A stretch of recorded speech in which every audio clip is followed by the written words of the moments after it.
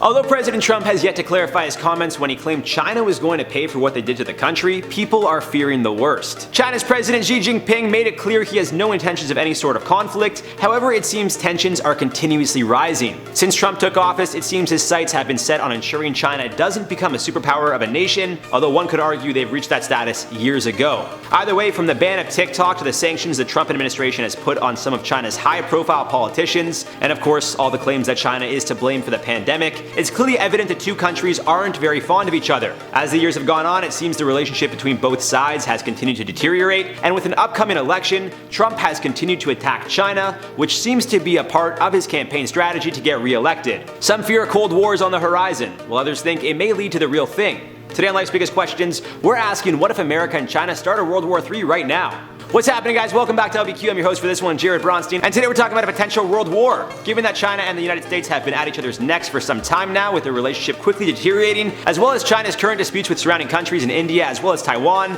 well, it seems we may be in for a rumble. Now, the likelihood of a third world war breaking out is almost certainly not going to happen, but there is a possibility of it, and we need to look at how things play out. However, before we get into it, I wanted to give a quick shout out to Surfshark for sponsoring this video. It's a VPN that's super easy to install and is available across multiple devices, which is just one of the many reasons why you need to jump on this. If you live in Canada like me and want to access the American Netflix because, let's be real, we all know it's better, this VPN can do that for you. TikTok gets banned in the States? No worries. Use this VPN, change your location to any country where it isn't banned, and you're right back on. There are apps for all platforms from PC to Mac, Android, iOS, smart TVs, even your consoles in Xbox and PlayStation, they all support this. They have 24/7 live customer support and a 30-day money-back guarantee, so make sure to check out Surfshark to really surf the World Wide Web. And I love you all so much. We put a little link in the description down below to hook it up. Enter the promo code LBQ for 83% off and 3 extra months for free. So what are you guys waiting for? Check it out. Be sure to use our code for that sweet discount.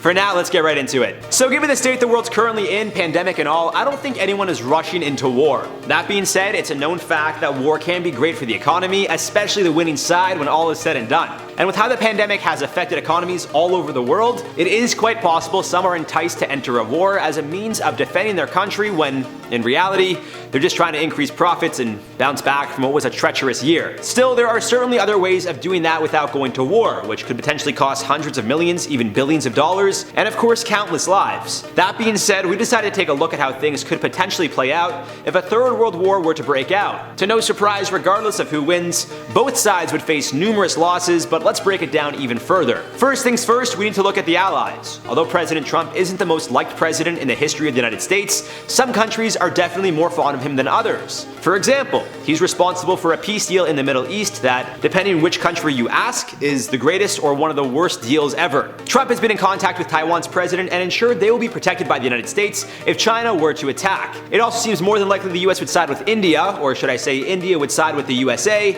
as they would both have common enemies in China. Of course, we know President Trump has an incredibly strange relationship with two leaders of some of the world's most powerful countries in North Korea and Russia. It seems as though Trump is likely on better terms with Russia's leader, Vladimir Putin, than he is North Korea's supreme leader, Kim Jong-un. Still, Trump has been seen with both of them, smiling and shaking hands, which leads to the belief maybe the countries aren't as hostile towards one another as we think. However, it could also be for show. As we've seen in the past, North Korea has threatened the world with nuclear capabilities, and even when told not to test their weapons, have continued to do so. Russia, on the other hand, is an interesting story because it's unclear how they would be a part of all of this, if at all. It's possible they just want to stay out of it, similarly to how they acted during World War II.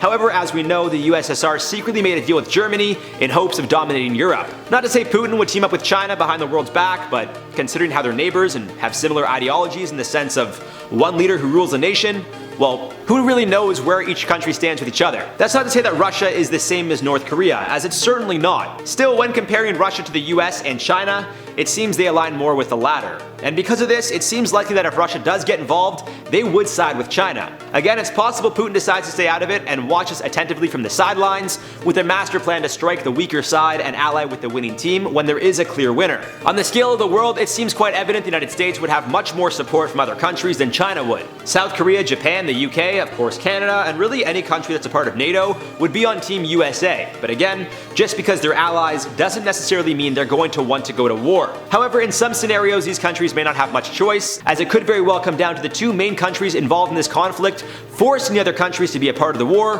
whether it be by attacking them or threatening them with restrictions and damages to their relationships in the future. Still, as I previously mentioned, we can't forget that we're in the middle of a pandemic, and it's not showing signs of slowing down anytime soon. This could also be a factor when countries decide whether or not they want to even send their troops anywhere. It's possible that the supporting countries try to do so from a distance, offering services such as technologies, weapons, ammo, and really anything they can offer without physically sending their own troops into the country. I also don't think if this were to happen, the war itself would last very long. We can't forget the UN was created after World War II, and the purpose was from preventing another world war. Of course, they created something similar after the First World War in the League of Nations, but we can see how that turned out. Still, there's some major differences between the UN and the League of Nations, most notably who is a part of the groups. Aside from that, World War II is seen by some as a continuation of the First World War, as a lot of the damage done following the initial World War left a lot of loose ends. The political unrest in certain countries, as well as failing economies, were a big reason why some countries were so keen on going to war in the first place. Others were simply brought into it because they had to defend themselves. The difference this time around is that the United States, under the Trump administration, has actually done the opposite. They've pulled troops from overseas and haven't started a war, which makes President Trump the first since Jimmy Carter to not have the United States involved in a war. Carter was president from 1977 to 1981. So with all this in mind as well, it seems evident that President Trump isn't so interested in going to war either. And maybe he doesn't, but still the country starts a third world war. The idea of these two countries starting a third world war doesn't necessarily mean they're both going to be sending soldiers to fight the good fight. A prime example could be the following. China goes after Taiwan, the United States shows their support for Taiwan and provides them with aid without actually sending their troops in. China declares war on the United States declares war on China, and then all the other countries get involved and it turns into a domino effect. Still, that doesn't mean the US sends troops in physically. Of course, India would also see this as a great opportunity to team up with the US, who again, could provide India support by providing them with artillery, new technologies, and even vehicles or weapons without actually sending in the troops. The same way Roosevelt was helping the UK with his Lend-Lease Act, in which he gave the UK's troops everything they needed without actually getting involved into the war until they were attacked. I wouldn't be surprised if Trump were to do the same. However, we're also a month out of the election. It'd be very interesting to see how things would play out if a world war broke out at the time of this recording, because the least of the country's concerns would be who's winning the election, assuming they'd be focused on the war at hand. That being said, it's possible Trump would try to use the war to his advantage. The election would definitely be postponed as we deal with the situation at hand, and Trump may want to show not only America, but the rest of the world, how good of a leader he really is. He'd use the war as a way to win the people's vote. Whether that means directly getting involved and deploying troops, or showing how he could handle a world war without actually sending in troops, would be determined by his administration, but it could definitely be a tactic that could work to his benefit, assuming they would win the war. Now thankfully, it doesn't seem a world war is breaking out anytime soon. China's president made it clear he has no interest, and said, I quote, "We will continue to narrow differences and resolve disputes with others through dialogue and negotiation. We will not seek to develop only ourselves or engage in zero-sum game." Back in September at the UN General Assembly, UN Secretary General Antonio Guterres opened the meeting by claiming, I quote, "We must do everything to avoid a new Cold War. We are moving in a very dangerous direction." He didn't outright name the United States or China, but given that they are the world's two largest economies, it seems evident that's who he was referring to when he said, I quote, "Our world cannot afford a future where the two largest economies split the globe in a great fracture, each with its own trade and financial rules and internet and artificial intelligence capacities." So to wrap up, a war won't break out anytime soon, and if it did, well, odds are it wouldn't last very long. The world is trying to come together and figure out a way to move past our current pandemic, so the last thing the leaders of these nations want is to be at war with one another. Now, as always guys, let me know your thoughts on this one down below. I'm sure the comment section is going to be a war zone itself. Thanks again to Surfshark for sponsoring this one, and for now, let's reply to some comments from the video. Is Regeneron the cure for COVID-19? Anonymous official said, bruh, they had to call in some aliens for help. It sounds like some alien tech, am I right? It's possible. I don't know. I saw another comment on this and I didn't include it, but it was like, it named the technology from Transformers that was like an alien technology. It wasn't Regeneron, but it's something very similar, so maybe Transformers are real. Maybe the Decepticons are gonna... That'd be a great end to 2020. Decepticons just coming down, that'd be wild. Megathello said perhaps it was just one component to an actual cure. The government has tech decades ahead of the toys we use, especially in the field of medicine. I agree with that. I'm not gonna say they necessarily have a cure for cancer, but there's a lot the government knows that we don't know, and truth be told, I'm gonna say it is for the purpose of protecting the people, because I think if the people got their hands on things that aren't necessarily ready for humans to use on a daily basis, it'd be an issue. And if the government was like, listen, we have a cure for cancer, but it's not great yet, people wouldn't hear that part. They would just hear, a cure? Give it to us. And then it would turn into a whole big mess and people would die. It wouldn't be good. Rob T said, haven't seen pants like that since Saved by the Bell. Yeah, that was Lindsay filming that video. She had, I think, the high-waisted pants, but I got my leather jacket over there, guys. You can't really see too well, but you can see my little Converse here.